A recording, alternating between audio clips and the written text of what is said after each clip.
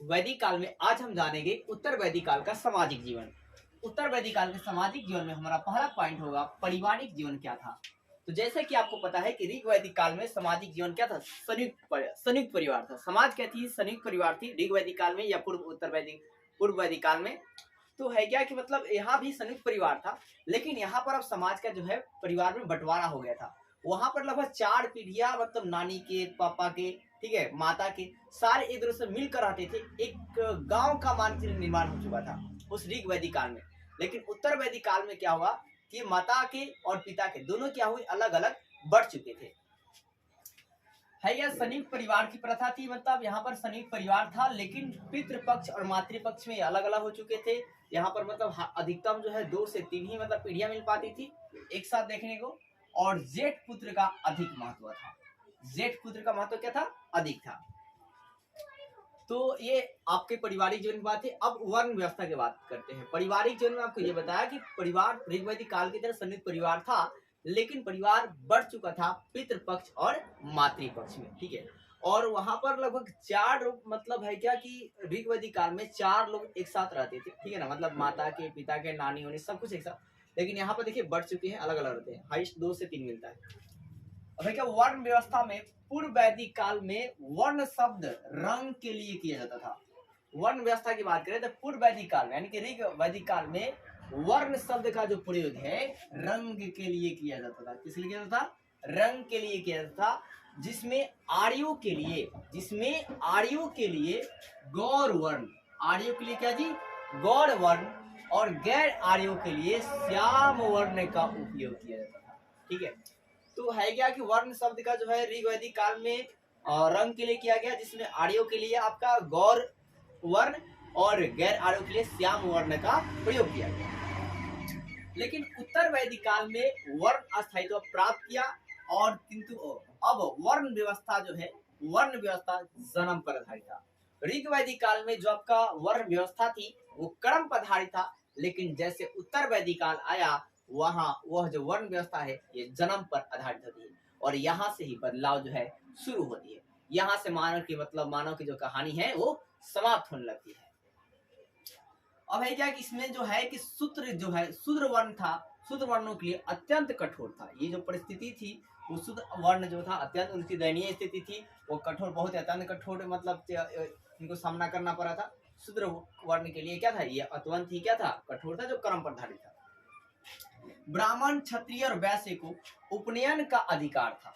ब्राह्मण और क्षत्रिय और जो वैश्य थे उनको उपनयन का अधिकार था, मतलब उन्हें शिक्षा का अधिकार था, यज्ञ करने का अधिकार था, ज्ञान प्राप्त करने का अधिकार था, लेकिन शूद्र को अधिकार नहीं था। तो ऐसे में आपका है क्या कि मतलब चीजें ये कैसे सही लग रही है, कहीं से भी सही नहीं है एक तरफ देखा जाए तो। और जिनको ब्राह्मण, क्षत्रिय, वैश्य को उपनयन का अधिकार था, जिसे द्विज कहा गया। क्या कहा गया, द्विज। अब द्विज का मतलब क्या होता है, द्विज का मतलब है कि इनका 2 बार जन्म होता है। एक जब माता के गर्भ से जन्म होता है, और दूसरा जब ये शिक्षा प्राप्त करते हैं और उसके बाद कोई मतलब राजा बनते हैं या राजारोहण होता है, तो उनके बाद फिर से इनका पुनः जन्म होता है। इस तरह इनका 2 बार जन्म होता है। द्विज का अर्थ होता है दोबारा जन्म लेने से था, एक बार माता के गर्भ से और दूसरी बार उपनयन के बाद, मतलब शिक्षा प्राप्त करने के बाद या यज्ञ प्राप्त करने के बाद, ठीक है, या महारथी मतलब कुछ हासिल करने के बाद होती है। अब है क्या, आप जैसे कि मतलब उपनयन में आपका है क्या मतलब कहा गया, और इसमें देखिए ऐसे में, लेकिन मैं आपको बताऊं तो ब्राह्मण का वर्चस्व तो ऐसे ज्यादा था ही, मतलब कर्म प्रधान की बात करें तो। लेकिन जो क्षत्रिय जो थे उनकी आर्थिक स्थिति लगभग सही थी, कहें कि चलो ठीक है। लेकिन जो वैश्य थे उनके मन में थोड़ा खलबली मन रही थी कि मतलब है क्या कि ऐसा कुछ ठीक लग नहीं रहा है। तो इसलिए आप कहेंगे जैन धर्म, और जो आप बौद्ध धर्म को देखेंगे तो ज्यादातर जैन धर्म में अधिकतर जो है वैश्य लोग जो है उसका बढ़ावा दिए हैं, ठीक है, जैन धर्म का। और एक तरह से जैन धर्म, बौद्ध धर्म बहुत अच्छा भी है। अब आगे आप रखेंगे ब्राह्मण। ब्राह्मण अब कहेगा उपनयन, वर्ष और ऋतु। तो ब्राह्मण का जो है वो 8 वर्ष में उपनयन मतलब शिक्षा के प्राप्त करते थे, और किस ऋतु में, तो बसंत ऋतु में। ब्राह्मण जो है 8 वर्ष में उपनयन जो है बसंत ऋतु में प्राप्त करते थे, ठीक है, उपनयन मतलब शिक्षा प्राप्त करते थे। और जो क्षत्रिय थे वो 11 वर्ष में ग्रीष्म ऋतु में गर्म खून क्या बोल सकते हैं, ठीक है। और वैश्य जो है वो 12 वर्ष में किस ऋतु में, तो शीत ऋतु में ये शिक्षा को ग्रहण करते थे, यानी उपनयन को प्राप्त करते थे और उनको उपनयन का अधिकार था। तो ब्राह्मण का उपनयन का अधिकार कितने वर्ष में था? 8 वर्ष में बसंत ऋतु, क्षत्रिय का 12 वर्ष में ग्रीष्म ऋतु और वैश्य का 12 वर्ष शीत ऋतु में था। लेकिन ये व्यवस्था उत्तर वैदिक काल में सारा गड़बड़ हो रही है क्योंकि कर्म पर आधारित हो गया। अब है क्या कि आप देखेंगे पूर्व वैदिक काल में गोत्र जो शब्द था वो गौशाला के लिए होता था, गोत्र जो शब्द था गौशाला के लिए होता था। लेकिन जैसे उत्तर वैदिक काल आया उसमें क्या हुआ, गोत्र शब्द जो है गोत्र प्रथा बन गया। ठीक है, गोत्र शब्द पुरुष से उत्पन्न संतान और पीढ़ियों के लिए होने लगा। गोत्र शब्द उत्तर वैदिक काल में क्या हुआ, पुरुष से उत्पन्न संतान और उसके पीढ़ियों के लिए होने लगा। लेकिन ऋग वैदिक काल में गोत्र जो शब्द था गौशाला के लिए किया गया था, जिसमें गायों को पाला जाता है उसके लिए किया गया था। लेकिन उत्तर वैदिक काल में इस चीज को बदलाव को देखने के लिए तो बहुत बदलता हुआ नजर आया। अब है गोत्र शब्द का प्रयोग सबसे पहले पूर्व वैदिक काल में यानी कि ऋग वैदिक काल में हुआ और गोत्र प्रथा का शब्द सबसे पहले उत्तर वैदिक काल में हुआ। गोत्र शब्द का प्रयोग सबसे पहले ऋग वैदिक काल में हुआ और गोत्र प्रथा शब्द का प्रयोग सबसे पहले उत्तर वैदिक काल में हुआ।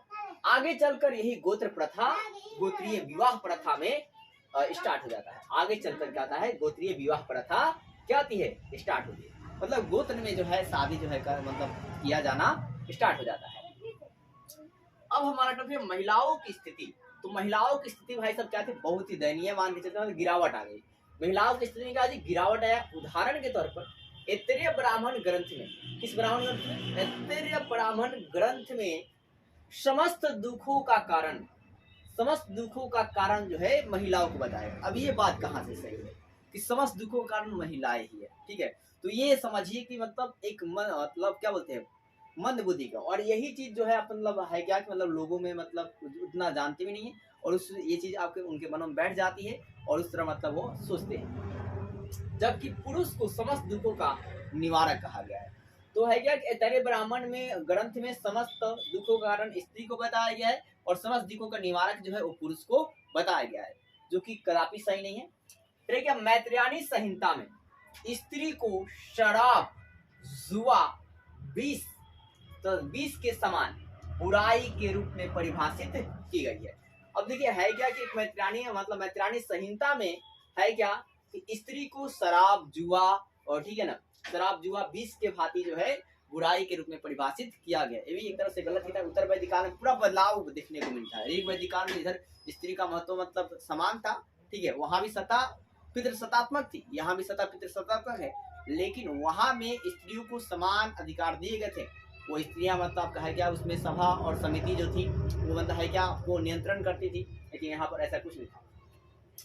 फिर छंदोग्य उपनिषद में राजा जनक के दरबार में, छंदोग्य उपनिषद से उल्लेख मिलता है कि राजा जनक के दरबार में गार्गी और याज्ञवल्क्य के बीच में ऋषि में संवाद होता है, वार्तालाप होती है।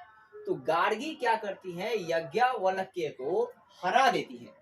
तो ऐसे में याज्ञवल्क्य जब हारते हैं तो एक क्रोधित होकर सिर तोड़ने की बात करते हैं गार्गी का। तो ऐसे में पता चलता है कि मतलब नीचा गिरावट जो महिलाओं की स्थिति उसमें क्या जी गिरावट आ गई। ठीक है, नहीं बेकार शब्द के स्थान मतलब हार गए तो मतलब कुछ भी बोल दीजिए। ऋग वैदिक काल में बाल विवाह जैसी कुप्रथा नहीं था। बाल जैसी कुप्रथा प्रथा कहा ही नहीं जाएगा। तो ऋग वैदिक काल में जो बाल विवाह था उसका प्रथा क्या था जी, नहीं था। ठीक है, लेकिन आपका है क्या जैसे उत्तर वैदिक काल आया तो उसमें आपका है क्या बाल विवाह प्रथा स्टार्ट हो जाती है। इनका मानना है क्या कि उत्तर वैदिक काल में लोगों का मानना था कि जो मतलब मासिक लड़की का जो मासिक धर्म होता है, पहला मासिक धर्म ससुराल में ही होना चाहिए। कहा ना ससुराल में ही होना चाहिए। और ऐसे ही लोग मतलब माइंडसेट कर चुके थे और आज से ये बातें आगे की तरफ मतलब बढ़ती गई। तो ऐसा नहीं होना चाहिए। और इनका मानना था पिता के घर में जो है अगर मानसिक धर्म आता है तो ये अपवित्र माना जाता था उत्तर वैदिक काल में। लेकिन कहीं से भी सही नहीं था, क्योंकि 8 या 9 साल मतलब 13 साल से मतलब लगभग स्टार्ट हो जाते हैं। तो ये मासिक धर्म एक ये तो पीरियड का साइकिल है जिसको एमसी कहते हैं, मासिक चक्र। फिर ऋग वैदिक काल में स्त्री स्वेच्छा से शादी का अधिकार था, लेकिन उत्तर वैदिक काल में जो है कि स्वेच्छा शादी का जो अधिकार है वो सीमित हो जाता है। केवल उच्च वर्ग के लोगों के पास ही रहता है। कहता है केवल उच्च वर्ग के लोग ही आपका है क्या कि मतलब शादी जो है स्वेच्छा से कर सकते हैं। और आगे चलकर तो ये और ही सीमित हो जाता है, केवल राजा के परिवार के ही लोग ही आपके स्वेच्छा शादी कर सकते हैं। फिर आपका है क्या कि मतलब पूरे की बात करें में तो पूरे समस्त वैदिक काल मतलब ऋग वैदिक काल में उत्तर वैदिक काल में विधवा विवाह का प्रचलन जो है आपका था। और अथर्ववेद में एक विधवा को 10 बार विवाह करने की अनुमति को दिया गया था, स्वीकार किया गया था।